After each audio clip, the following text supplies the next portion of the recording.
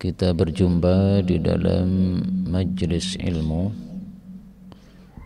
membahas tafsir Al-Quran, dan mudah-mudahan majlis ini diberkahi oleh Allah Subhanahu wa taala karena kita membahas kalam-kalam Allah Subhanahu wa taala dan mentadaburi makna-maknanya. Kaum muslimin rahimani wa rahimakumullah, insyaallah kita akan mempelajari tafsir surah Ali Imran, yaitu pada juz yang keempat ya.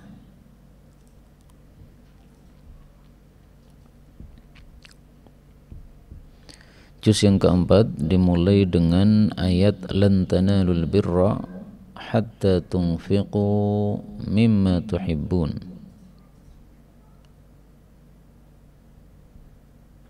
Kalian tidak akan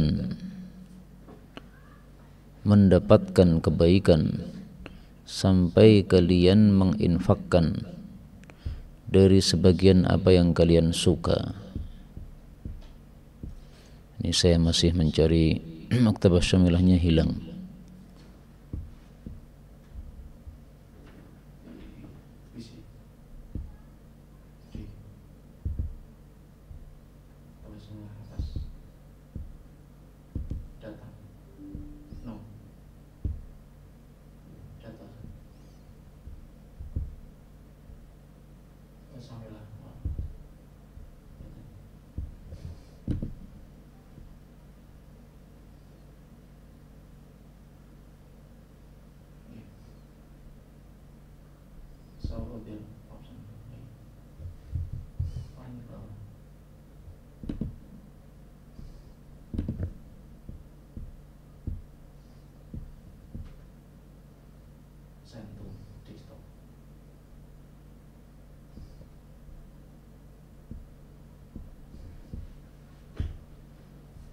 Ya, alhamdulillah sudah ketemu ya. Maktabah syamilahnya kita buka. Mudah-mudahan bisa terbaca di situ sehingga enak kita menjelaskannya. Nah, silahkan dibuka pada surah Ali Imran ayat 92. أعوذ بالله السميع العليم من الشيطان الرجيم من همزه ونفخه ونفثه لن تنالوا البر حتى تنفقوا مما تحبون وما تنفقوا من شيء فإن الله به عليم كل الطعام كان حلا لبني إسرائيل إلا ما حرم إسرائيل على نفسه من قبل أن تنزل التوراة قل فأتوا بالتوراة فاتلوها إن كنتم صادقين فمن افتري على الله الكذب من بعد ذلك فأولئك هم الظالمون قل صدق الله فاتبعوا ملة إبراهيم حنيفا وما كان من المشركين إن أول بيت وضع للناس للذي ببكة مباركا وهدى للعالمين فيه آيات بينات مقام إبراهيم ومن دخله كان آمنا ولله على الناس حج البيت من استطاع إليه سبيلا ومن كفر فإن الله غني عن العالمين قل يا أهل الكتاب لم تكفرون بآيات الله والله شهيد على ما تعملون قل يا أهل الكتاب لم تصدون عن سبيل الله من آمن تبغونها عوجا وأنتم شهداء وما الله بغافل عما تعملون يا أيها الذين آمنوا إن تطيعوا فريقا من الذين أوتوا الكتاب يردوكم بعد إيمانكم كافرين Alhamdulillahi Rabbil Alamin. Allahumma arhamna bil Qur'ani. Amin. Alhamdulillah kaum muslimin rahimakumullah.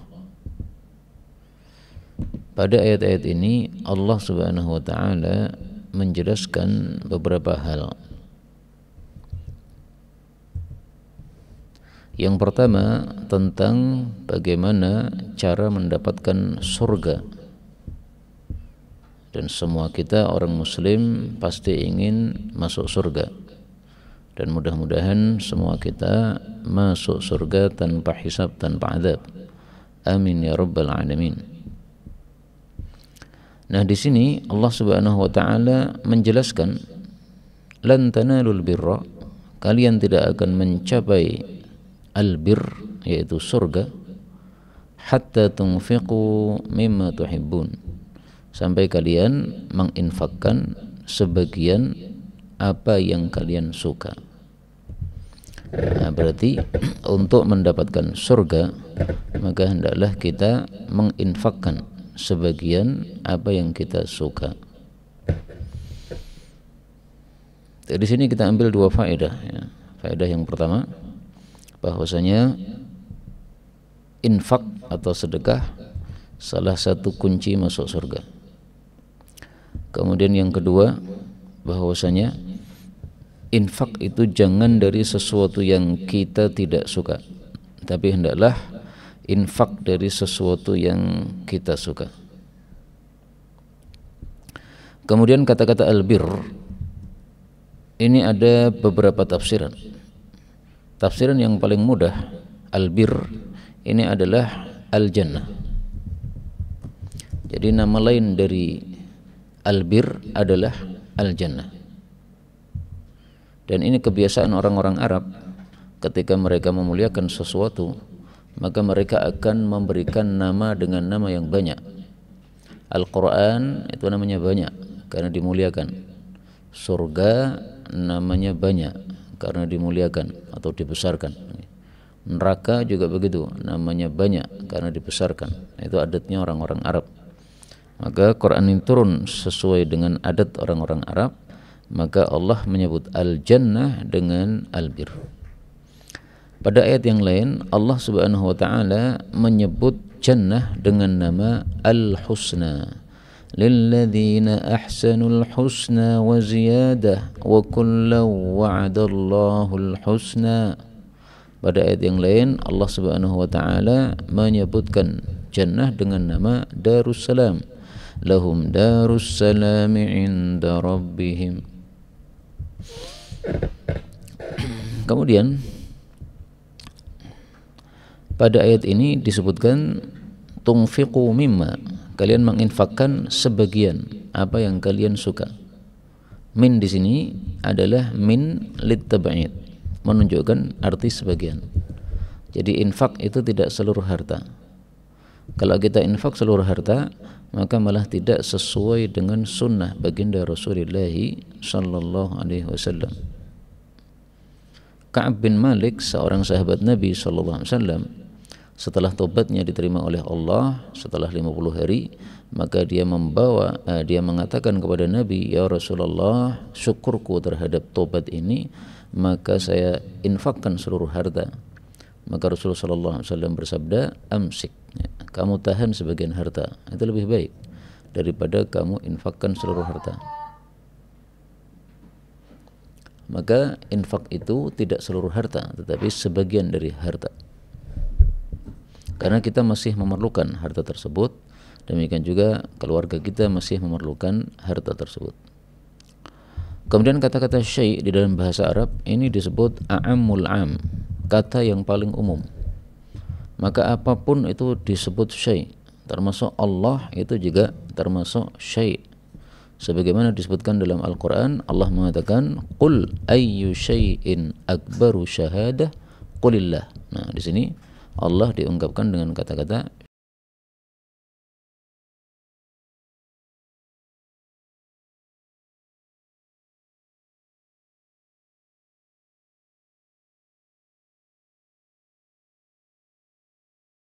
Subhanahu wa ta'ala. Kemudian Allah mengatakan kullu ta'ami, setiap makanan kana halal li Bani Israel, adalah halal bagi Bani Israel, anak turun Yakub, illa ma harrama Israel ala nafsih, kecuali apa yang Israel atau Yakub haramkan kepada dirinya sendiri, min qabli an tunzalat Taurah, sebelum diturunkannya Taurat. Ini boleh dibaca tunazzala, boleh juga dibaca tunzala, dua qiraah. Qul fa'tu bit Taurat, katakanlah, datangkanlah dengan Taurat, fatluha, maka bacakanlah Taurat, in kuntum shadiqin, jika kalian itu jujur. Ayat ini mengingkari apa yang dilakukan oleh Bani Israel. Mereka mengharamkan apa yang tidak diharamkan oleh Allah Subhanahu wa taala, dan mereka bahkan menghalalkan apa yang diharamkan oleh Allah Subhanahu wa taala. Nah, maka Allah jelaskan, ya, sebenarnya setiap makanan itu untuk Bani Israel dulu-dulunya halal, kecuali yang diharamkan oleh Israel untuk dirinya sendiri, yaitu Nabi Yakub. Karena sesuatu hal kemudian beliau mengatakan, saya tidak akan makan ini lagi. Nah, kemudian diikuti oleh anak turunnya, karena mereka mengikuti bapaknya sebagai pemuliaan terhadap bapaknya. Itu semuanya sebelum diturunkannya kitab Taurat. Nah, kalau sudah diturunkan kitab Taurat, maka sudah ada yang diharamkan oleh Allah Subhanahu wa taala, dan mereka harus mengikuti isi kitab Taurat tersebut. Tidak boleh semua kue yang diharamkan Taurat malah mereka halalkan, yang diharamkan Taurat malah mereka halalkan, ya, dan sebaliknya. Nah, maka Allah Subhanahu wa taala menyuruh mereka untuk mendatangkan Taurat. Silahkan dibaca kalau kalian benar, yaitu kalian benar tentang penghalalan dan pengharaman yang kalian sebutkan. Nah, ternyata tidak sesuai dengan isi kitab Taurat. Jadi mengharamkan apa yang dihalalkan Allah dan menghalalkan apa yang diharamkan Allah, itu adalah tidak diperbolehkan. Yang berhak menghalalkan dan mengharamkan hanya asy-syari' atau yang membuat syariat. Nah, yang membuat syariat itu adalah Allah Subhanahu wa taala atau Rasulullah sallallahu alaihi wasallam. Rasulullah kalau menghalalkan atau mengharamkan, maka beliau menghalalkan dan mengharamkannya berdasarkan wahyu dari Allah Subhanahu wa taala. Kemudian kata-kata Israel ini artinya adalah Abdullah, karena Isra itu artinya hamba, Il artinya Allah. Sama dengan Jibril artinya hamba Allah, sama dengan Mikail artinya hamba Allah, sama dengan Israfil artinya hamba Allah. Kenapa di sini Allah tidak menyebutkan Yakub, li Bani Yakub, padahal yang dimaksud Israel adalah Yakub. Sementara pada ayat yang lain Allah sebutkan kata-kata Yakub. Nah, ini kebiasaan Allah di dalam Al-Quran. Kalau Allah Subhanahu wa ta'ala menyebutkan tentang kisahnya Nabi Yakub tapi tidak ada kaitannya dengan anak turunnya, maka disebut nama aslinya Yakub. Tapi kalau menyebutkan Nabi Yakub tapi yang dimaksud adalah anak turunnya, maka Allah sebutkan dengan nama Israel, seolah-olah Allah mengatakan kepada mereka, kamu itu keturunan Nabi yang namanya Israel, yang artinya hamba Allah. Dia itu menghamba kepada Allah, mengikuti Allah Subhanahu wa taala. Kenapa kamu tidak mengikuti Allah Subhanahu wa taala sebagaimana bapakmu, ya. Jadi mereka ditegur oleh Allah Subhanahu wa taala dengan halus, seolah-olah Allah mengatakan ikuti bapakmu yang menghamba kepada Allah Subhanahu wa taala. Kemudian di sini ma harrama Israel, apa yang diharamkan oleh Israel terhadap dirinya, ini ada ceritanya, ya.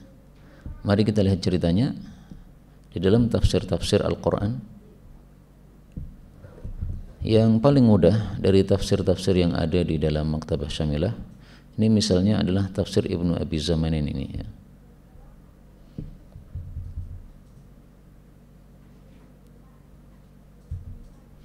Nah, di sini disebutkan qala al-Hasan, berkata Hasan dalam tafsir, yaitu Hasan al-Basri, wa kana alladhi harrama Israilu ala nafsihi luhumal ibil, yang diharamkan oleh Nabi Yakub untuk dirinya adalah daging-daging unta. Wa qala ba'duhum albanaha, dan sebagian mereka mengatakan susu-susu unta. Ini bukan pengharaman dari Allah, ya, tapi karena sesuatu hal Nabi Yakub kemudian tidak mau meminum susu unta atau daging unta, ya misalnya karena sakit yang kalau minum itu akan memudarati, sehingga beliau tidak mau memakannya lagi. Tapi sebenarnya Allah Subhanahu wa taala tidak mengharamkannya. Maka ringkasnya maksud ayat ini adalah jangan mengharamkan apa yang tidak diharamkan oleh Allah Subhanahu wa taala, karena sudah ada kitab Taurat sehingga tentang pengharaman itu sudah jelas di dalam kitab Taurat. Maka kemudian Allah mengancam, faman iftara 'ala Allahi, maka barang siapa yang berdusta atas nama Allah, al-kadziba, kedustaan, min ba'di dzalik, setelah itu, yaitu setelah turunnya Taurat itu, fa ulaika humudz zalimun, maka mereka itulah orang-orang yang zalim. Zalim itu definisinya adalah meletakkan sesuatu tidak pada tempatnya, wad'u syai'in fi ghairi mawdi'i. Nah, mengharamkan sesuatu yang halal, menghalalkan sesuatu yang haram, ini meletakkan sesuatu yang tidak pada tempatnya. Maka ini termasuk kedzaliman. Berdusta atas nama Allah Subhanahu wa taala, ini termasuk kedzaliman. Karena mengatakan sesuatu bahwa Allah menghalalkan, bahwasanya Allah mengharamkan, padahal tidak. Ini berarti tidak pada tempatnya. Dan dusta atas nama Allah ini termasuk dosa yang besar, bukan dosa yang kecil. Rasulullah Shallallahu Alaihi Wasallam bersabda tentang dusta atas nama beliau yaitu Nabi Muhammad Shallallahu Alaihi Wasallam. Inna kadziban alayya laisa kakadzibin ala ahad. Sesungguhnya dusta atas nama saya Nabi Muhammad tidak seperti dusta atas nama manusia biasa. Maka barang siapa yang dusta atas nama saya dengan sengaja, silahkan siap-siap masuk neraka. Hadis muttafaqun alaih. Nah, ini dusta atas nama Nabi Muhammad SAW. Bagaimana lagi kalau dusta atas nama Allah Subhanahu wa taala? Pasti lebih dahsyat lagi, ya. Karena Allah itu derajatnya di atas Nabi Muhammad sallallahu alaihi wasallam. Allah itu adalah Khalik, pencipta, sementara Nabi Muhammad sallallahu alaihi wasallam adalah makhluk. Dan Nabi Muhammad sallallahu alaihi wasallam tidak mungkin membuat syariat kecuali yang diperintahkan oleh Allah Subhanahu wa taala. Dan dari ayat ini diambil pelajaran bahwa kalau sudah datang ilmu, maka kita tidak boleh menyelisih ilmu. Sudah diturunkan Taurat, sudah diperjelas apa yang halal, apa yang haram. Nah, ikuti. Kalau tidak mau mengikuti berarti zalim. Maka orang-orang yang punya ilmu tapi tidak mengikuti ilmunya termasuk orang-orang yang zalim. Kemudian Allah mengatakan, qul, katakanlah, sadaqallah, Allah itu benar. Fattabi'u, maka itu ikutilah millata Ibrahim, ajaran Nabi Ibrahim, hanifa, yang beliau itu dalam keadaan condong. Jadi hanifa ini hal untuk Nabi Ibrahim, ya. Wa ma kana, dan tidaklah Nabi Ibrahim itu minal musyrikin, termasuk orang-orang yang musyrik. Jadi ketika Allah menjelaskan seperti ini dari awal kita baca sampai ayat ini semuanya isinya benar, ya. Tidak ada kata-kata yang salah dari apa yang disampaikan oleh Allah Subhanahu wa taala. Isinya Quran kan cuma dua kan, ada kalanya berita dan itu harus kita imani karena pasti beritanya benar, sadaqallah. Yang kedua, ada kalanya adalah aturan dan aturannya pasti baik dan benar, maka kita ikuti. Kemudian kata-kata sadaqallah ini bukan merupakan dalil untuk orang-orang yang membaca Quran setelah selesai kemudian ditutup dengan sadaqallahul azim, bukan merupakan dalil untuk itu. Karena ini sama sekali tidak bicara masalah menutup Quran dengan sadaqallahul azim. Karena itu tidak usah kita menutup bacaan Quran dengan sadaqallahul azim, karena tidak ada ajarannya dari baginda Rasulullah sallallahu alaihi wasallam. Adapun mereka yang pakai dalil ayat ini dalil yang dipaksakan, ya. Sesuatu yang tidak bicara masalah itu tapi dipaksa-paksakan seolah-olah bicara masalah itu enggak benar.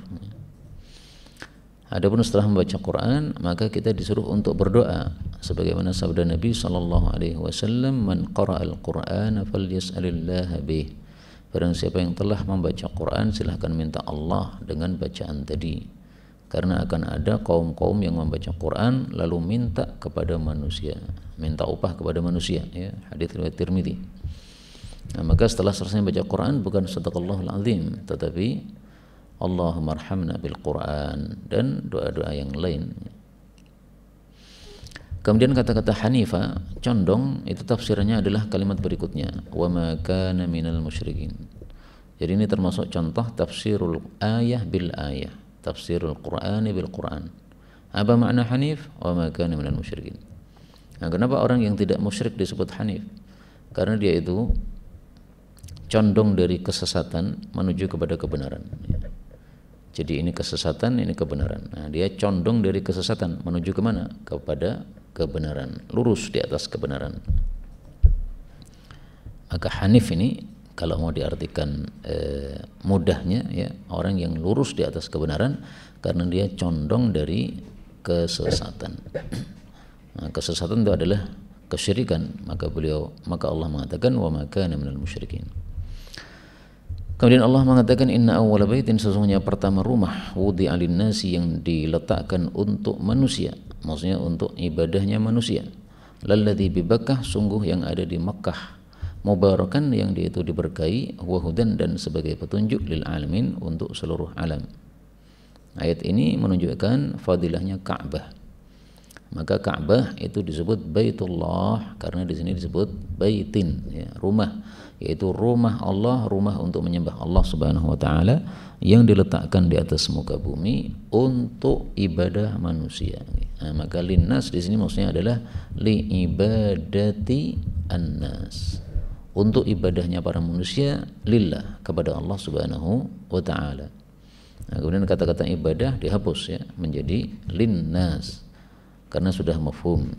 Dan ini kebiasaan orang-orang Arab, kata-kata yang sudah mafhum mereka hapus untuk meringkas kata, sehingga mereka itu punya kaidah, ya. Kaidahnya mengatakan khairul kalami ma dalla wa qalla, sebaik-baik ucapan itu adalah yang sedikit tapi sudah jelas, yang jelas dan sedikit. Nah, maka singkat padat itu yang disukai oleh orang-orang Arab, sehingga suka mereka itu menghapus kata-kata yang sudah mafhum, sudah jelas. Kemudian Bakkah ini adalah nama lain dari Makkah, dan ini sering dalam bahasa Arab dua huruf yang berbeda tapi digunakan untuk sesuatu yang sama. Seperti di sini, ya, Makkah ini dimulai dengan mim. Nah, kalau di sini dimulai dengan ba, sama saja, ya, Bakkah, Makkah. Dan ini kita temukan dalam kalimat-kalimat yang lain, tetapi tidak mirip dengan ini, ya. Misalnya Rasul sallallahu alaihi wasallam bersabda, laisa minam birrim saumu fim safar. Nah, ini logatnya sebagian orang Arab, mereka mengganti alif lam menjadi alif mim. Laisa minal birri mereka ganti menjadi laisa minam birri. As-saumu mereka ganti am-saumu. Fis safari mereka ganti fim safari. Nah, maka lam dengan mim mereka samakan dalam kasus ini. Sebagaimana di sini juga Bakkah, Makkah itu sama, ya. Contoh yang lain Ismail. Nah, itu boleh juga dibaca Ismain dalam logat yang lain. Jadi sebagian logat menyebutnya Ismail pakai nun. Nah, kalau logat yang kita kenal Ismail pakai apa? Pakai lam, ya. Kemudian di sini disebutkan bahwa Makkah itu mubarak, diberkahi oleh Allah Subhanahu wa taala. Dan berkah itu definisinya adalah kathratul khair, banyaknya kebaikan. Maka di Makkah banyak sekali kebaikannya. Di antara kebaikan di Makkah adalah kalau kita salat di sana maka pahalanya lebih banyak daripada 100.000 kali salat. Karena itu mudah-mudahan semua kita bisa salat di Makkah, bisa salat di Madinah, bisa salat di Baitul Maqdis. Amin ya rabbal alamin. Kemudian Allah mengatakan fihi, di dalamnya, yaitu Ka'bah, ayatun, ada tanda-tanda, yaitu kekuasaan Allah, bayyinatun, yang jelas-jelas. Contohnya apa? Contohnya adalah maqamu Ibrahim, maqamnya, tempat berdirinya Nabi Ibrahim alaihissalatu wassalam. Jadi di sini ada takdirnya, ya. Minha, termasuk dari ayat-ayat yang jelas itu adalah maqam Ibrahim. Maka ini badalul juz'i anil kull. badal tapi hanya sebagian. Ayatun bayyinat, badalnya apa? Sebagiannya adalah maqam Ibrahim. Nabi Ibrahim berdiri ketika membangun Ka'bah, kemudian dibantu oleh anaknya Ismail.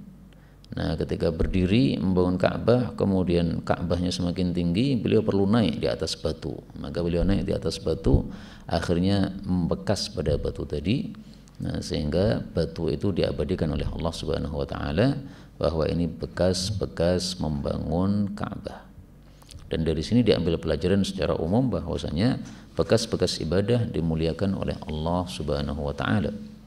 Maka Nabi Ibrahim membangun Ka'bah, kemudian ada bekas kakinya diabadikan oleh Allah Subhanahu wa taala. Demikian juga orang yang sholat, ya, maka wajahnya ini ada bekas-bekas sujud padanya, nanti di neraka tidak akan dibakar oleh Allah Subhanahu wa taala. Demikian juga orang wudu, itu ada bekasnya nanti di akhirat, ada warna putih pada wajahnya dan pada kaki tangannya. Maka bekas-bekas ibadah dimuliakan oleh Allah Subhanahu wa taala. Allah mengatakan wa man dakhalahu, dan barang siapa yang memasukinya, yaitu Ka'bah, kana adalah dia itu amina, aman. Ini tidak hanya Ka'bah saja, tapi Makkah secara umum. Jadi meskipun yang dibicarakan ini adalah Ka'bah bukan Makkah, tapi hukumnya ini wa man dakhalahu kana amina, ini berlaku untuk seluruh kota Makkah. Dalilnya apa? Dalilnya ayat yang lain. Allah Subhanahu wa taala menyebutkan di dalam ayat yang lain baladan amina.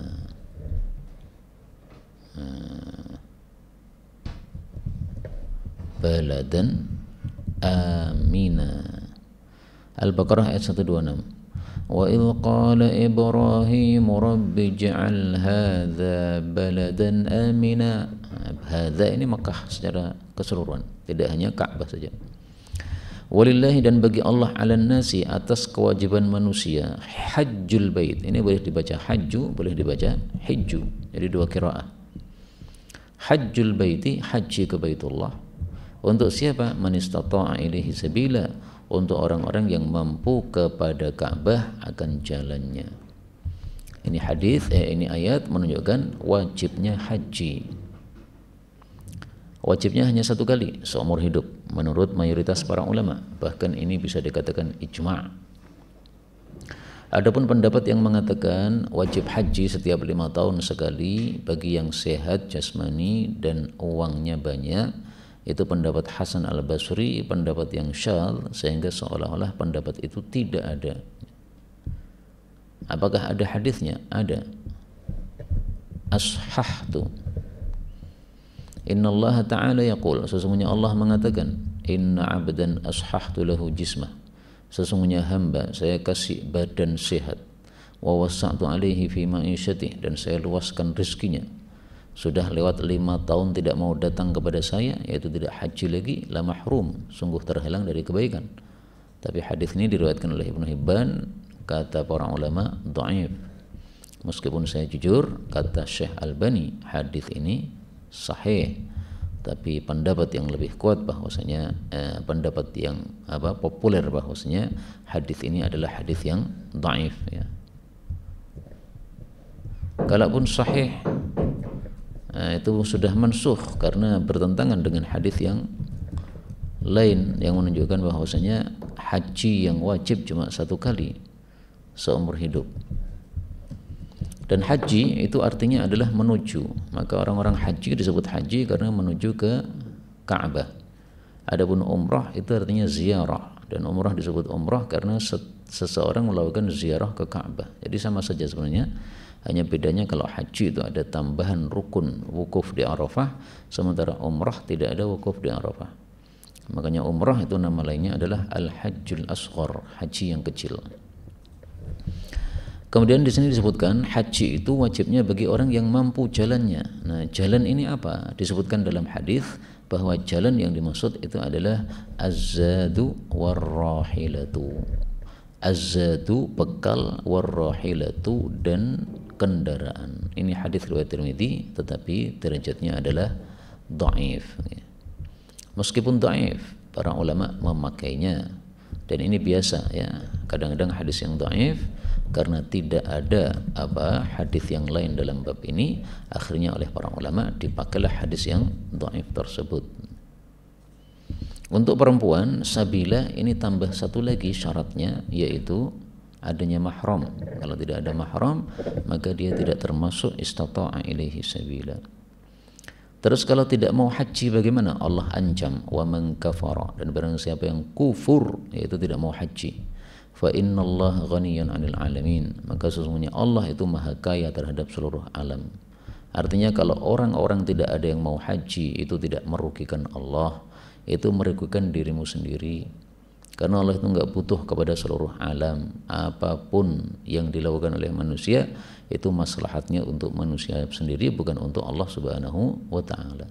Maka kata-kata kafir ini ya, ini menunjukkan bahwa meninggalkan haji dosa besar, sampai disebut dengan istilah kafir oleh Allah Subhanahu wa taala.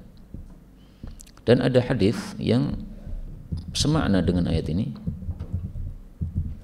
Hadisnya mengatakan, man malaka zadan aw rahilah, siapa yang memiliki bekal atau kendaraan yang bisa menyampaikan dia ke Ka'bah tetapi tidak mau haji, maka tidak masalah kalau dia itu mati Yahudi atau mati Nasrani. Kafir tadi diungkapkan dengan kata lain Yahudi Nasrani. Tapi hadis ini jujur saya derajatnya adalah dhaif juga, riwayat Tirmidzi. Tapi meskipun dhaif ya, isinya semakna dengan ayat yang kita baca, sehingga isinya kuat bahwasanya orang-orang yang tidak mau haji itu mendapatkan dosa besar sampai disebut dengan istilah kafir tadi. Jadi kata-kata kafir untuk perbuatan yang tidak sampai murtad itu maksudnya apa? Dosa besar. Kemudian Allah mengatakan, qul ya ahlal kitab, katakanlah wahai ahli kitab, lima takfuruna bi ayatillah, kenapa kalian itu kafir terhadap ayat-ayat Allah? Wallahu syahidun ala ma ta'malun, sementara Allah itu menyaksikan atas apapun yang kalian lakukan. Artinya, apakah tidak takut kepada Allah? Semua yang dilakukan oleh manusia diketahui oleh Allah Subhanahu wa taala. Jadi sebenarnya punya iman atau tidak kalian itu kepada Allah? Kalau memang punya iman kepada Allah, yakin adanya surga, ada neraka, ya sebagaimana ahli kitab mereka juga mengakui bahwa adanya surga, ada neraka, lah kenapa kafir kepada ayat-ayat Allah Subhanahu wa taala? Allah menyeru mereka lagi yang kedua, qul ya ahlal kitab, katakanlah wahai ahli kitab, lima tasudduna, kenapa kalian itu menghalangi? Maksudnya tasuddunan nasa, ya. Kalian menghalangi manusia an sabilillahi, dari jalan Allah Subhanahu wa taala, yaitu Islam. Kemudian yang dihalangi maf'ulnya ada di depan ya. Man amana, orang-orang yang telah iman kalian halangi. Jadi yang sudah masuk Islam mereka halangi untuk melanjutkan Islamnya, yang belum masuk Islam mereka halangi untuk masuk Islam. Tabghunaha iwaja, kalian menghendaki Islam itu, jalannya Allah itu menjadi bengkok, padahal jalannya Allah itu lurus menuju surganya Allah Subhanahu wa taala. Nah, mereka menghendaki Islam itu dianggap bengkok sehingga tidak ada yang mengikuti ajaran Islam. Wa antum syuhada, padahal kalian itu adalah saksi-saksi. Wa mallahu bighafilin amma ta'malun, dan Allah itu tidaklah lalai terhadap apapun yang kalian ketahui, yang kalian amalkan. Wa antum syuhada, sementara kalian itu saksi. Saksi itu perlu dipertanyakan, saksi atas apa? Nah, maka ini termasuk contoh ayat-ayat yang diijaz, yang diringkas oleh Allah Subhanahu wa taala. Nah, kita buka contohnya tafsir yang mudah ya. Di dalam Maktabah Syamilah ini tafsir yang mudah, yang kontemporer, itu adalah namanya tafsir ini Haumat. Syekh Haumat ini seorang ulama kontemporer dari Suriah. Beliau nulis kitab tafsir 2 jilid. Nah, kemudian tafsirnya ini dimasukkan di dalam Maktabah Syamilah ini. Nah, sini beliau mengatakan, wa antum syuhada ala sihhati ma aqul wa ala sidqi ma ja'ani min indillah. Padahal kalian itu adalah menyaksikan atas kebenaran apa yang saya katakan dan kebenaran apa yang datang kepada saya dari hadapan Allah Subhanahu wa taala. Nah, maka di sini kata-kata syuhada ini ada muta'allaqnya yang dihapus. Muta'allaqnya apa? Ala sihhati qauli. Kalian bersaksi atas benarnya ucapan saya.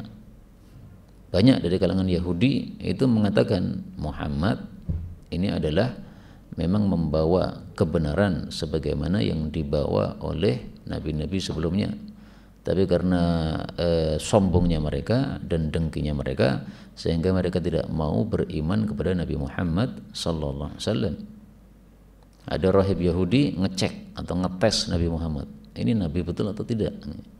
Nah, setelah dites dengan 3 pertanyaan, ternyata beliau bisa menjawab. Padahal mereka sudah yakin yang bisa menjawab itu pasti nabi. Nah, maka ini termasuk antum syuhada. Kalian tuh saksi, menyaksikan kebenaran saya, tetapi kenapa kalian tidak mau mengikuti? Ayat terakhir, ayat 100, Allah mengatakan, ya ayyuhalladzina amanu, wahai orang-orang yang beriman, in tuti'u fariqam minal ladzina utul kitab, apabila kalian mentaati sekelompok dari ahli kitab,